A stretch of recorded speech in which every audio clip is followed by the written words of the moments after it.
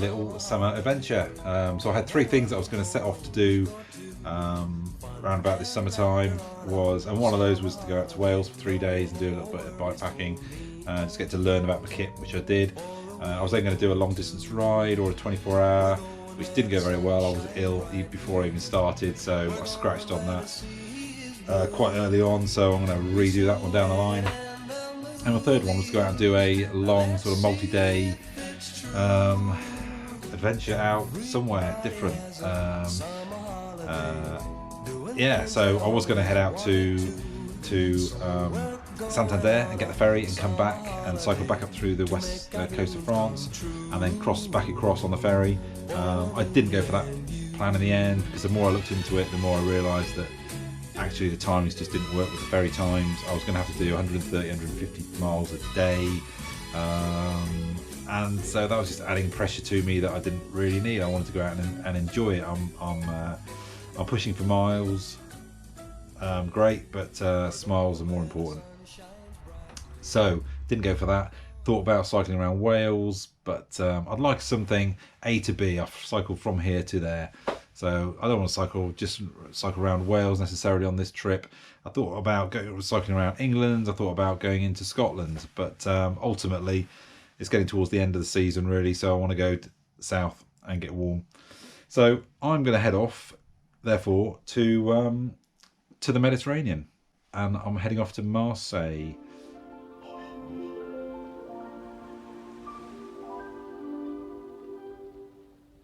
La mer qu'on voit danser le long du golfe clair a des reflets d'argent. La mer, bergère d'azur infinie, je voyais près des étangs ces grands roseaux mouillés. Voyez ces bois de blanc et ces maisons rouillées. La mer les a bercés le long des golfes clairs et d'une chanson d'amour. La mer a bercé pour la vie.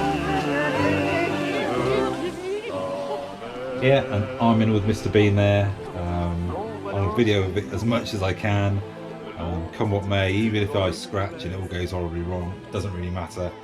And I'll give you as much info as I can on the experience and the mistakes that I'm going to make, or I'm bound to make. But anyway, I hope you enjoy it. I'm a little bit nervous about it, but yeah, let's have a look and see how it goes. Right, so how come Marseille then? Well, I wanted about 100 miles a day. I've got 7 days of cycling, 7 8 days of cycling available to me. I wanted it to be relatively warm, no big headwinds, and so that part of France is actually pretty good for that. I wanted to not have it too hilly, because I'm going to have quite a heavy bike, so I'm going to take extra kit just in case. You know, I am taking more stuff than I need, definitely, but I'd rather have that peace of mind on my first long distance ride. So that's more gear, so I don't want as many hills, so relatively flat. I'd like to be near a water source, so if I take my water filter, that I can get my own water and be a bit self-sufficient with that. Although in France you don't really have to worry, because in the villages they've generally got a drinking water fountain or something where you can get some water from. So a valley was going to be ideal. So also a train line was ideal if I can get that, so I know where the train stations are. So I've checked out all the French train routes, so something I can just jump on a train when I scratch. If I scratch, I can jump on a train. I needed enough daylight there as well. Weather I need quite reasonable, because I'm taking my lightweight sleeping setup with a little bit of extra warmth with a silk liner, but that doesn't add much warmth. So something that is going to be relatively warm this time of year, and it's getting towards the end of what my summer sleeping setup will hack. What else? Daylight. I'd rather be cycling during the day. I'd rather not be setting off in the dark and trying to pack my kit up because I'll forget something, and I'd rather not arrive in the dark. I'd like to be able to stop and relax and look around the place, and so I need a little bit of daylight. So really, this is my last chance, really, before the winter, if I want to get any decent miles in. So there we go. And Marseille was just easy with Bristol Airport, straight down to Marseille. I'm going to get out there, drag the bike box into a local cheap hotel, which I've booked into, unpack the bike, get it ready, get rid of the bike box, take that back to lost property in the airport so another bike packer can use it with all the padding, and then set off. Ferry's booked as well. Other than that, I've got a lot of planning I've done, about a day and a half's worth of planning, which I'll show you in a second. Talk about the things that I thought about. There you go. Let's see how this goes. Yeah, I'm going to set off. So probably when this goes out on the internet, that's probably me setting off that day. Right, the route itself, I did a lot of the planning for the route on the initial planning on Garmin Basecamp, which is a brilliant way to get the initial route sorted. The reason is that it's got really good cycle mapping. So the Eurovelo cycle route is on there. So I've basically got OpenStreet mapping on my Garmin Basecamp, so I can plan to go down those particular Euro routes. I can make sure I get myself off all the N roads, which are the national routes, and I'm following rivers up, so it's going to be relatively flat with a heavy-ish bike.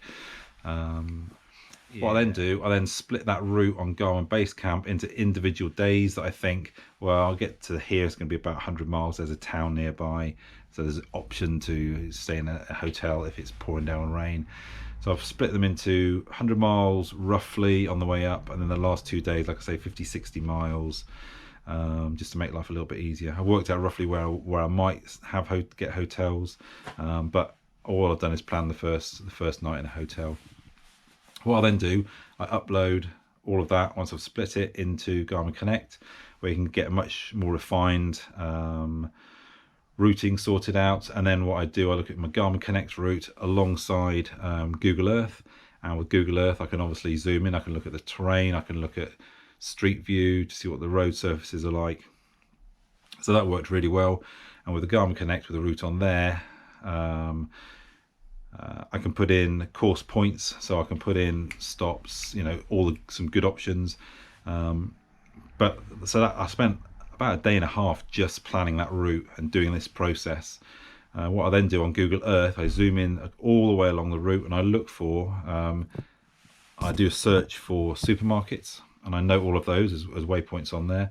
Boulangeries, because first thing in the morning there, what's open, so you can get some pizza or something to go, because France can be tricky to find stuff that's open.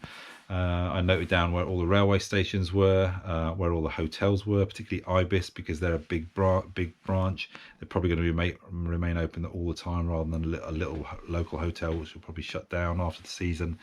Any wild camping sites that I thought that looks quite a good location. France is great for municipal camping sites, so basically all real major villages have campsites set aside. You have to pay a little bit of money for them. The trouble is they all generally close the end of September, so a lot of the ones I get to are going to be closed. Anyway, so I put all those in as waypoints. I then upload all those waypoints onto my phone, so I've got them in my OpenStreet Mapper. I've also got them in my eTrek, so as I'm cycling along I can see that, yeah, there's a hotel I marked, there's a supermarket I marked, even the ones that are 5-6 miles off track.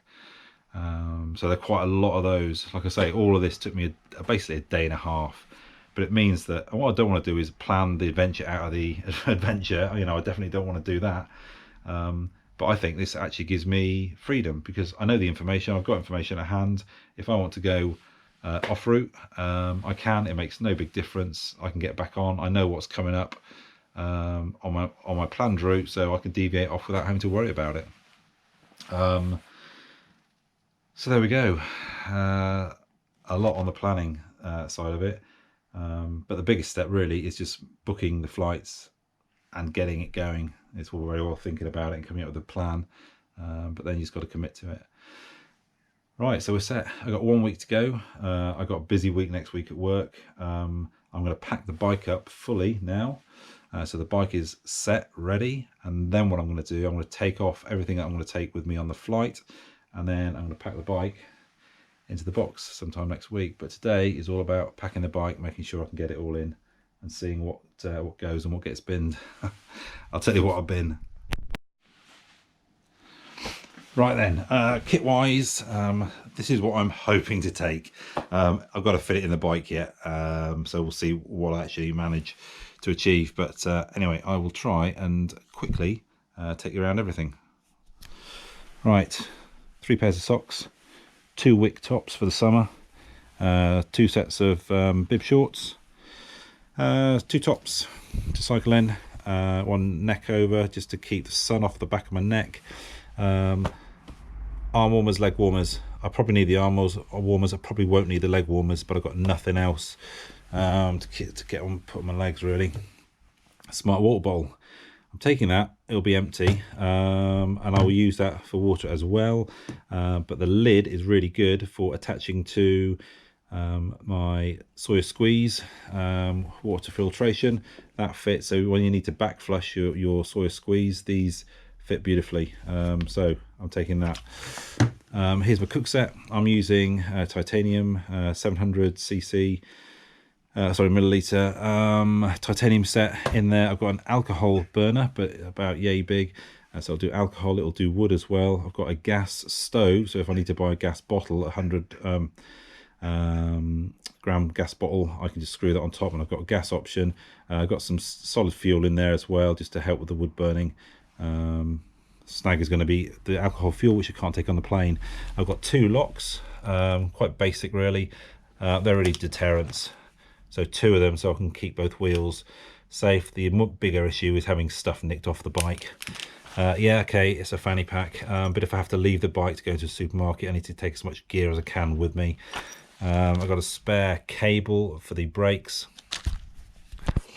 Okay, this is a puncture repair for tubeless. I've got a tyre boot, I've got tubed repair kit, and I've got a tubeless repair kit with those funny worm things.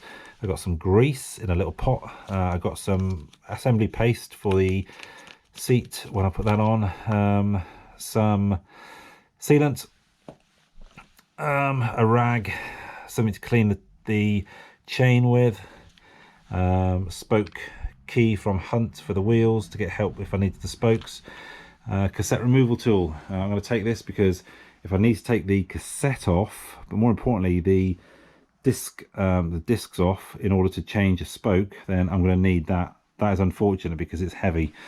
You always need that stuff. I'm taking these as well. This is overkill, it really is, but I need that to get the pedals on when I get to the other end. I've got one on my multi-tool, but it's too bloody small. Removing the preloader for taking the crank off. All right, in here, really important. Blimey, I've got so much stuff in here. I've got spare pads, I've got valve removal, I've got spare chain links, I've got a rear derailleur hanger, I've got 2 spare tubeless valves, I've got spare nuts and bolts for various parts of the bike. I've got some other stuff in there as well, but yeah, a little bag of bits is really good to have, I think. Okay, yeah, wet and dry, I'm going to need both. It's going to be quite dusty in some places, it's going to be wet in other places.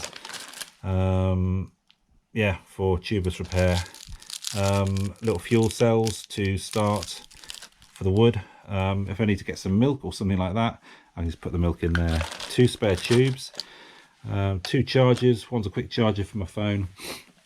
This is probably overkill. I could probably just get away with one. I'm probably just going to take one. This has got 3 points, so I can charge all 3 of my 10,000 milliamp volt battery packs all at once. Fast charging. Take 4 hours with this thing. A load of batteries. I'm probably going to cut these down a little bit, but these are for my e-trex and for my rear light and for my head torch. Spare tie wraps, lots of different sizes, and spare spokes, importantly.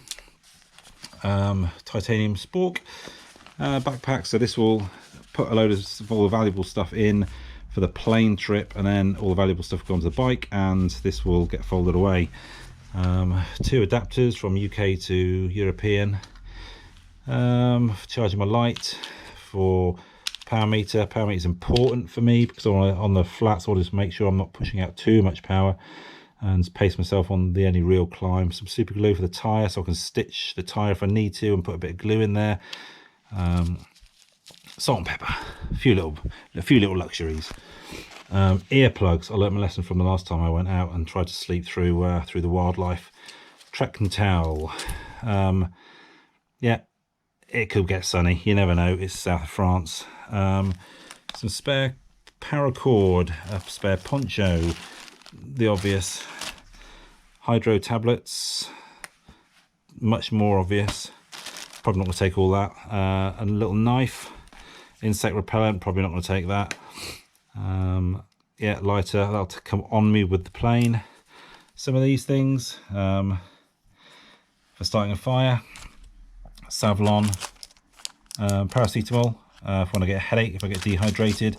I don't really need to stop if I get dehydrated. Diarrhea things, water purification, wet wipes, Diarylites stuff, Pro Plus, Gooch cream, toothpaste, toothbrush with a clean thing on there so I can keep it relatively clean. Not gonna need that. Almost certainly not gonna need that. That's probably gonna not make it to the list. Something to wash with. Some grease removal. Okay, down here, washing powder with a little bag to put dirty washing in. Spare tyre in case it rains. Go on the ends of my shoes. A couple of headbands. A visual thing for my leg. On here I've got a woolly hat. So I've got some compression bottoms. I've got some woolen stuff for the night if it gets too cold. I've got some t-shirt so I can look a little bit civil. I've got some power banks, 3 power banks, Insta360 with a fluffy thing. Garmin Edge 1030, which has got all the roots on already. I got my E-Trek, which again's got all the roots on. Hasn't got the updated routes on. The other one's got the up-to-date, slight updated ones. This has got all the waypoints on, so the hotels, everything I need on here. All has got OpenStreet mapping on there. Something for the Insta360. Sleeping bag up there, which I've got to put into the compression sack yet. This here is a waterproof, new purchase quite recently. Really good bit of kit. Silk lot, which I haven't used yet. Silk liner. To go with the sleeping bag, get me an extra 1 or 2 degrees. A blow up mat to sleep on. Yeah, a thermal top, goose down, 850 plus or 950 plus, something like that, but a very lightweight bit of kit. Helmet, gloves and glasses. Tent, which is an MSR one-man tent, and then I've got a footprint for that as well. I take these everywhere. I love them. They're brilliant. I don't mind if people take the piss out of me. And then I've got some shoes with mountain bike cleats. I'm not too keen on taking the ones with these wires because the wire goes. I don't know what state I'm going to be in. Anyway, that's it. That's the kit. Let's try and fit it in and see what makes the grade and what doesn't. Yeah. Okay, what I've got. Obviously taking this bike, I've got the reflective bits down the side. New cassette on the back. I've stuck with the Compax crank. I was thinking about a GRX 800 series, so I think it's a 48. I don't know what it is. I think it's a 4831 on the front with those. And the clutch mechanism. I don't really need that. This is going to be absolutely fine. It's relatively flat, so no issues there. Yeah, got the tri-bars, clip-ons on. Obviously got some lights that I'm taking. But yeah, there we go. My next problem, first world problem, without any shadow of a doubt, was the wheels. So these wheels here are the carbon Hunts. They've got 38mm slick Panaracer Kings on them instead of the 32mm. Just give myself a little bit extra padding. Those 32mm going onto my winter bike.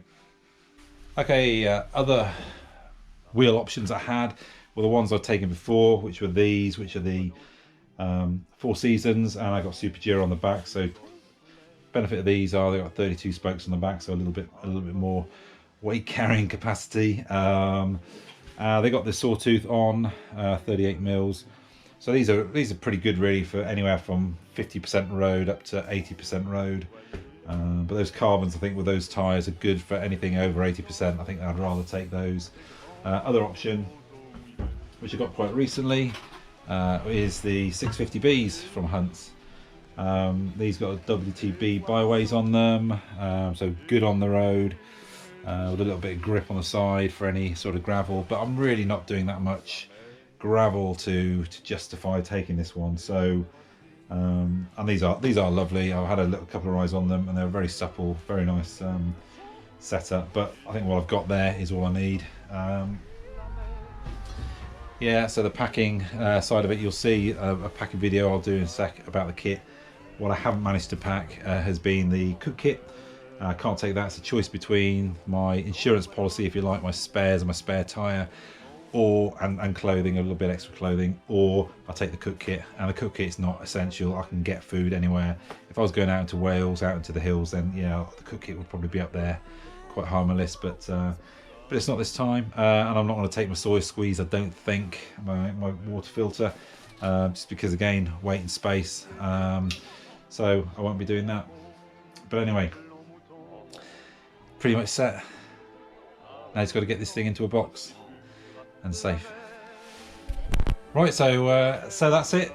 This video will probably come out when I'm just about setting off. When I get back, I'll probably take a couple of days to recover, and then I will look to put the video together, so it'll probably be a week or so after that. But yeah, probably be a couple of videos, and hopefully I'll record everything so that whether it goes well or badly, anything that I mess up on, or that I get that on the video, so see how it goes and see what it's like going out and doing it. I have to say I'm a little bit nervous about it, but nothing ventured, nothing gained, so I will see how it goes.